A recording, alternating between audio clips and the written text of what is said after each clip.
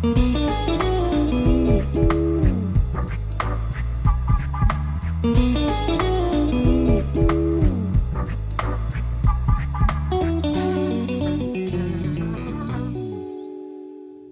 here's the deal. It turns out that the washing machine drain, the pipe that the washing machine was hooked to, that I put the brand new pipe on, and there's the brand new pipe still, that pipe right there actually goes to an old septic tank. The house was originally on a septic system, and then somewhere a few decades ago they switched to this. So it's now on city sewer and water. And so when we were trying to use the washing machine, it would fill that pipe up in a matter of seconds and then blow water all over the basement.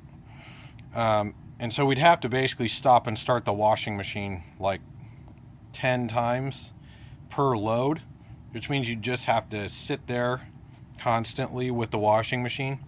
Kind of a waste. So we called the city and figured out that that pipe was septic and there was nothing we could do about it. They did say, well, you could dig out the septic system and reuse it again, but for a washing machine doesn't seem very cost effective. So the other suggestion was to build this, and this was already in my head to do, so I just completed it and we're in the test phase right now. But you can see I actually used, this was original piping to my original setup, and I just cut it off, added a few elbows, and it looks kind of wonky, but it serves its purpose.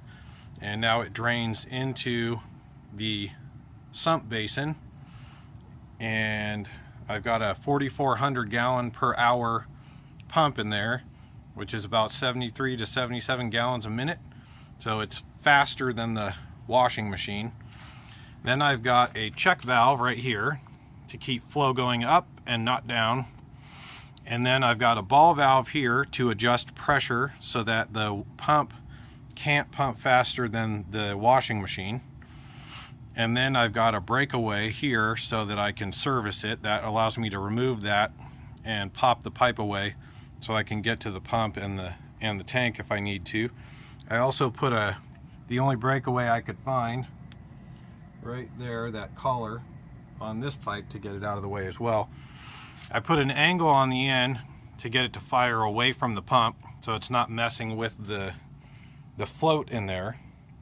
And on the initial quick test it ran quite well, and I'm having to adjust the ball valve down quite a bit to slow down the pressure and keep the pump in line with the washing machine.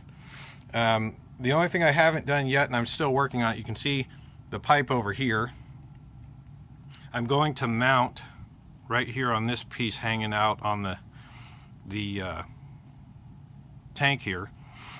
I'm going to mount a pipe there, and it's just going to be an emergency drain that runs out down the garage and out the wall there, so that if the pump fails, the washing machine doesn't overflow this and dump it into the garage. So it'll be able to drain out, and hopefully about as quickly as it can get in there. I'm going to put it low enough that if the pump fails, it allows about 10 gallons worth of water fill while it's draining so that it can keep up. So then the pipe goes up to here, goes up and around, comes across through all this spaghetti of piping, and then cuts into the main drain here. And that drain, all it's ever done is just the kitchen sink. So it's soon going to be connected to the dishwasher, the dehumidifier sump pump, and now hooked to this one. So it's going to get its usage now. Plus, with the washing machine and the dishwasher hooked to it, nice high pressure, it should help keep the pipe cleaner. And here's this from another angle. So I had to cut this open. Now when I cut this drain line, it's pretty nasty in there, so I drilled a hole in the original pipe right where I was planning to cut to help drain it. And of course that only worked a little bit as the goo inside the pipe clogged the hole. But I kept a bucket underneath it, and then when I made my cuts, I just made the cut to a certain depth on both of them, and then that allowed a bunch more water to come out. And then obviously once I cut through, it was able to drain the rest and plop out a bunch of nasty stuff. But and then from there I connected the new fitting directly to this pipe first, because that's the one that has essentially no water in it right there. So that allows me to get it glued on there nice and solid.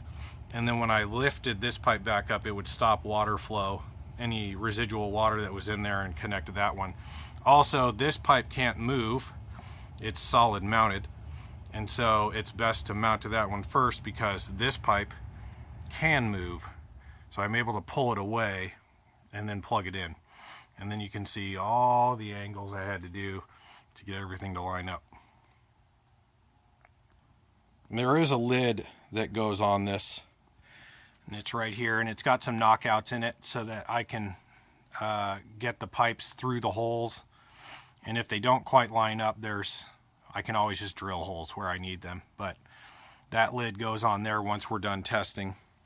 And I know that the sump container should be underground theoretically, but for this particular purpose, it didn't really make sense to be cutting holes in the concrete just for again, just for a washing machine. But when we sell the house, if an inspector says, hey, that is supposed to be in the ground, it's quite easy and quick to modify, and I can do that.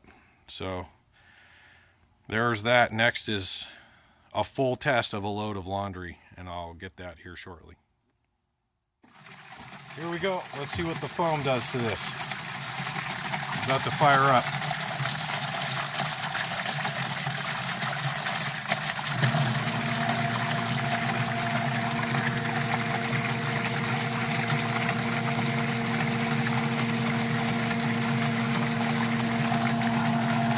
Still pumping too fast.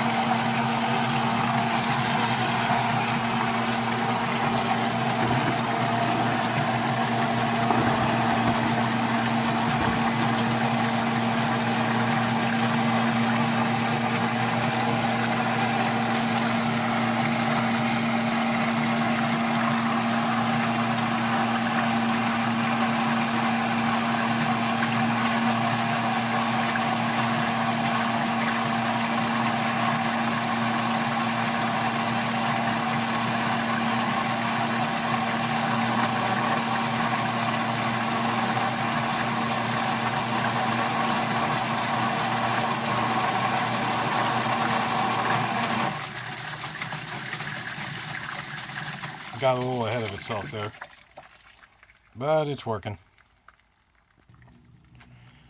So we're looking pretty good, except for a little bit of splash, which obviously wouldn't be an issue if the lid was on. So I'll handle that. The other thing I didn't really mention is the directions on the pump said to drill an 1/8-inch hole near the base of the pump on the pipe, the main pipe here going up.